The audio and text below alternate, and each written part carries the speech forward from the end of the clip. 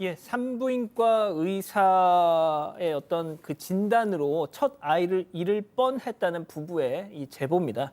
이 결혼한 지 지금 1년이 넘어가는데 아이 소식이 없던 차에, 그래서 걱정하던 차에 그야말로 선물 같은 천사가 찾아왔다. 네, 맞습니다. 정말 선물 같은 아이였습니다. 부산에 살고 있어요. 이 제보자 부부가 지난해 5월에 결혼을 하고 1년 넘게 피임을 하지 않고 아이를 기다렸는데 소식이 없어서 걱정을 좀 많이 하고 있었습니다. 그러다가 지난달 말, 그러니까 1년이 좀 넘어서 자연 임신이 됐습니다. 임신 소식을 알게 됐을 때가 마침 남편 생일 즈음이어서 마치 생일 선물을 받았던 것 같다고 하는데요. 이후 부부는 어느 병원을 다닐까 신중하게 고민을 하다가 주변에 있는 규모가 큰 병원들 중에서 남편이 직장 가는 길에 아내를 데려다 주기 편한 위치에 있는 산부인과를 선택했습니다. 처음부터 아내를 계속 진료했던 원장이 첫 임신인데 자리가 좋고 또 잘 잡혔다 이런 말도 했다고 해요.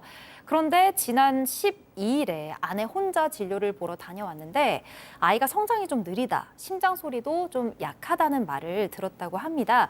그래도 심장 소리를 분명히 들었고 혹시라도 좀 아픈 아이가 태어나게 돼도 우리가 열심히 최선을 다해서 키워야겠다 이렇게 마음을 먹었다고 합니다. 예, 그리고 바로 엊그제 이 부부는 임신 7주 차를 맞아서 진료를 받기 위해서 그 병원에 갔습니다. 이 평소처럼 아내 혼자 이 진료실에 보냈고, 자, 그런데 5분도 안 됐는데 남편을 불렀대요. 자, 그래서 진료실에 들어갔더니 아내가 펑펑 울고 있더라. 들어가서 딱 보자마자 느낌이 굉장히 안 좋았다랍니다. 그렇잖아요. 아내가 왜 진료받고 나서 울고 있겠어요. 근데 그때 의사 선생님이 말씀하시기를 아이가 심장이 뛰지 않으다 유산한 것 같다라고 하면서 이 유산이기 때문에 다음 아기를 준비하기 위해서는 오늘이라도 바로 이 아기집을 제거하는 게 좋겠다. 그렇게 얘기를 했다라는 겁니다. 뭐 정말 어떻게 너무 기막힌 상황이잖아요. 아내는 계속 옆에서 울고 있고 도저히 그날 바로 수술한다는 건 생각할 수가 없어서 그냥 내일 오겠다라고 하고 부부가 집으로 향했는데 오는 길에 혹시 모르겠으니까 다른 병원에도 한번 가보자 싶어서 근처에 다른 산부인과 병원에 갔다가 충격적인 얘기를 들었습니다. 어떤 충격적인 얘기요? 말씀대로 태아의 심정지 소식을 들었습니다. 그리고 앞선 병원에서? 예, 전병원에서 계류유산은 뭐냐면 태아가 사망하는데 자궁에서 머물러 있을 때, 잔류하고 있을 때 그걸 계류유산이라고 하는데 어쩌면 심정지하고 계류유산의 진단을 받고 2시간 이후에 오후 2시쯤에 다른 산부인과 갔는데 조금 다른 얘기를 합니다. 초음파 진료를 받았는데요. 예. 남편도 이제 그 자리 옆에 있었다고 합니다. 의사가 약하네요라고 얘기를 했다고 해요. 약하다. 약하다? 심정지라고 그랬는데 불과 몇 시간 전에. 근데 약하다고 한 거는 그나마 심장은 뛰고 있는 거 아니냐 이렇게 생각을 했고 또 두 번째 찾은 의사가 어떤 얘기를 하냐면 심장 소리 약하기 때문에 아이에게 좋은 징조는 아니지만 일단 며칠 두고 보자고 얘기를 했다라고 합니다. 결국 아이가 살아있는 상황이라고 봐야 될 것 같고요. 그러면서 이제 이 부부 입장에서는 만약에 첫 번째 의사 말을 듣고 혹시나 수술했으면 살아있는 아이를 죽일 뻔했다, 유산시킬 뻔했다. 그래서 억울하다면서 분통을 터뜨렸습니다.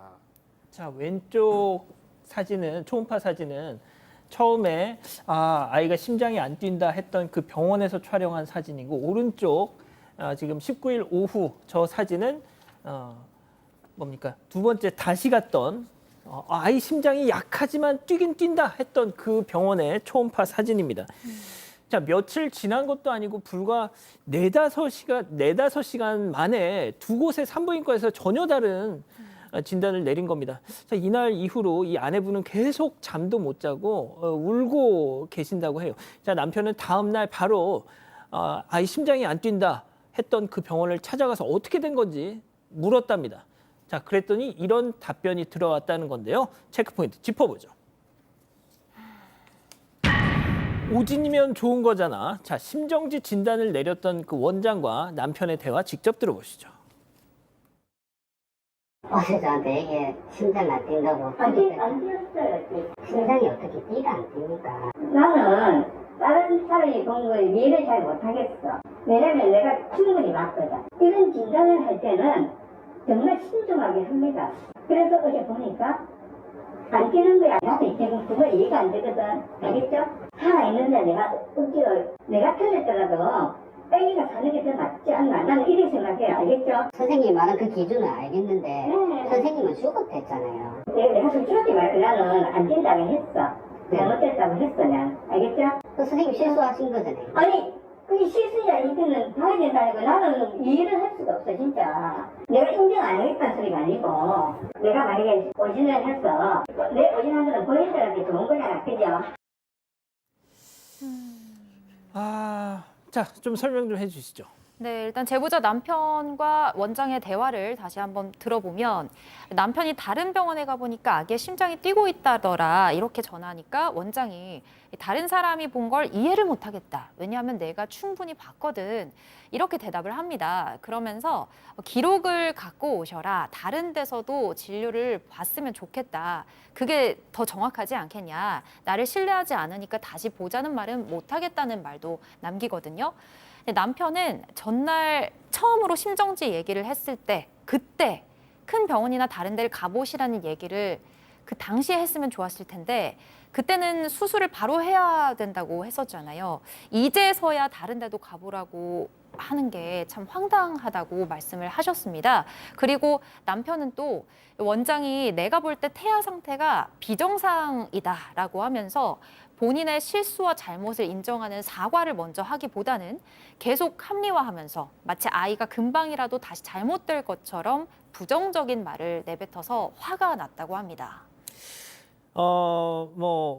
오진이어서 오진한 거면 본인들한테도 좋은 거잖아. 이 말씀이 맞죠. 오진했으면 다행인 거죠.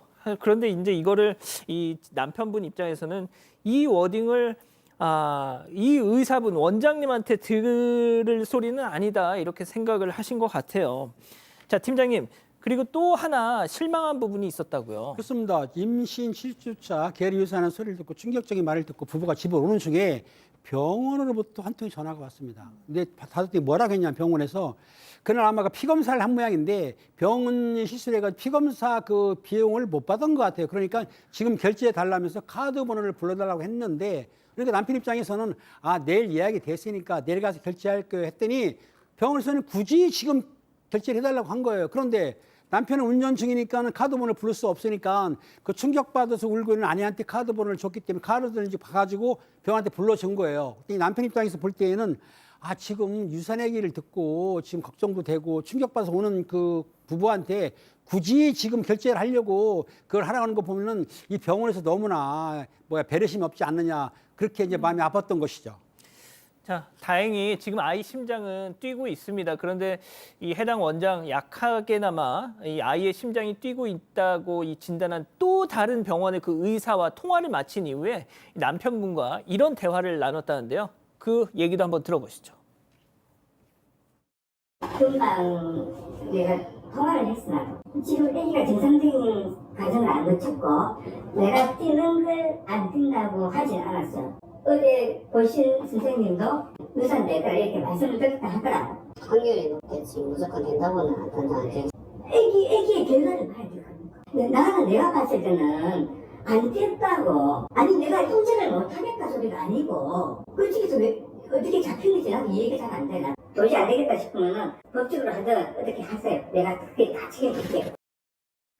자, 양 변호사님, 저희가 이제 이 해당 원장과도 좀 연락을 해봤습니다. 입장이 크게 다르지는 않습니다. 그러니까 이 의사는 의사 나름대로 또 답답하다라는 거예요. 초음파를 5번 이상을 받고 녹화된 게 없어서 자기도 답답하다라는 거고, 그리고 이제 다른 주장도 좀 곁들인 게 있었는데, 그러니까 지난주하고 비교했을 때 지금 태아가 많이 또 자라지는 않았다라고 합니다. 그러니까 이 원장의 주장은 여전히 태아가 지금 건강한 상태는 아니다라는 주장을 하고 있는 거고요. 하지만 이제 제보자분은 감정적으로 이걸 받아들이기가 어려운 좀 보듬어주고 걱정해주는 그런 모습이 나왔으면 좋을 텐데 그걸 안 했고 너무 단정적으로 말한 것 때문에 굉장히 피해를 많이 입었다라는 주장인 거고요. 아내분은 지금 병원도 다른 병원도 가기 어려워할 정도로 큰 충격에 빠졌다라고 해서 민사상 손해배상 청구도 준비하고 있다고 합니다.